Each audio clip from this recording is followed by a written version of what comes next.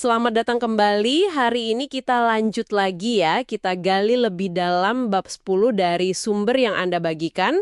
Fokusnya soal gimana membangun kerangka taktis pribadi yang beneran efektif. Ya, halo. Ada kutipan menarik banget nih di awal bab.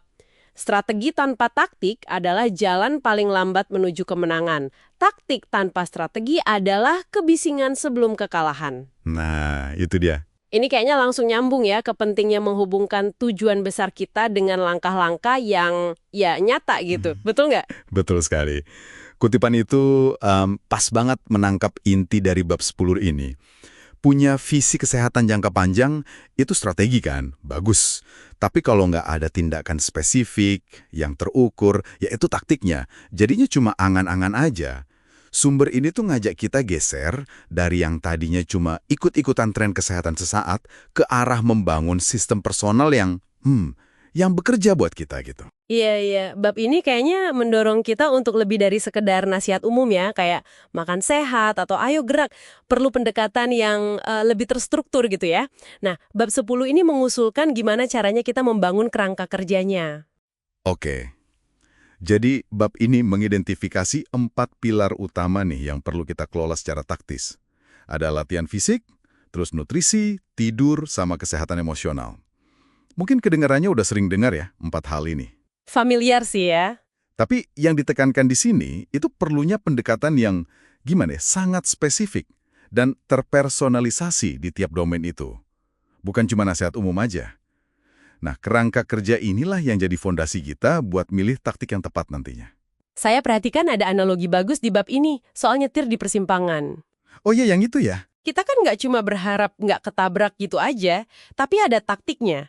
Lihat kiri, terus kanan, terus kiri lagi sebelum jalan. Betul. Kan simpel ya, tapi efektif banget buat ngurangin risiko. Nah, gimana kita bisa menerapkan logika yang mirip-mirip gini buat kesehatan? Rasanya kan jauh lebih kompleks ya. Caranya sebetulnya sama.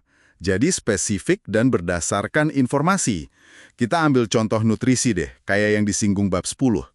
Jadi alih-alih kita kejebak debat diet A bagus atau diet B lebih bagus, fokusnya itu lebih ke biokimia nutrisi personal. Oh, biokimia personal maksudnya? Iya, gimana tubuh Anda secara unik itu memproses makronutrien. Misalnya, pahami respons glukosa Anda sendiri.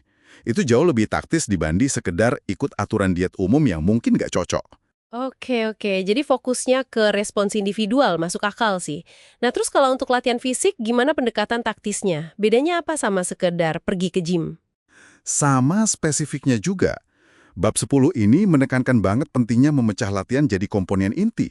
Ada kekuatan, terus stabilitas, efisiensi aerobik, sama kapasitas anaerobik puncak. Jadi lebih detail ya? Iya, jadi taktik Anda mungkin fokusnya ningkatin kekuatan cengkeraman tangan nih. Karena ada data bilang itu prediktor kuat buat umur panjang. Atau melatih zona 2 terus buat efisiensi mitokondria. Jauh lebih tertargetkan dibanding cuma ya udah habisin waktu di treadmill aja gitu. Ya, benar juga. Bab ini juga nyebutin 3 pertanyaan kunci buat evaluasi diri atau pasien ya? Betul. Apakah Anda kelebihan atau kekurangan nutrisi?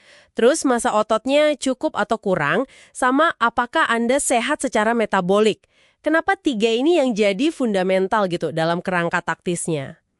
Karena jawaban atas pertanyaan-pertanyaan itu idealnya sih berdasarkan data yang objektif ya, itu langsung mengarahkan prioritas taktis Anda. Misalnya nih, kalau Anda ternyata kekurangan nutrisi dan massa ototnya juga kurang, ya taktiknya jelas. Latihan kekuatan sama asupan protein yang cukup jadi prioritas utama. Oke. Kalau misalnya metabolismenya yang bermasalah, mungkin fokusnya lebih ke komposisi nutrisinya atau waktu makannya diatur.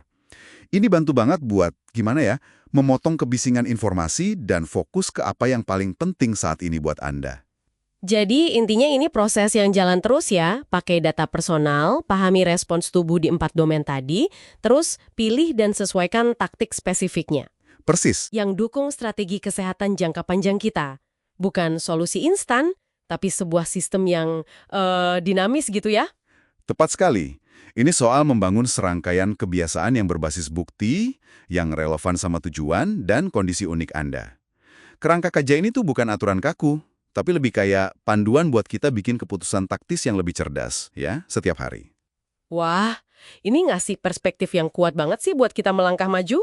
Terima kasih banyak sudah menguraikan kerangka dari bab 10 ini. Sama-sama. Mungkin sebagai penutup ya, ada pertanyaan buat Anda renungkan nih. Boleh, apa tuh?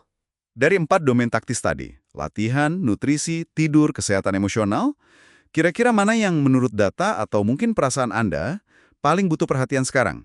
Dan langkah kecil spesifik apa, taktiknya nih, yang bisa Anda mulai terapkan atau mungkin ukur mulai minggu ini berdasarkan prioritas tadi?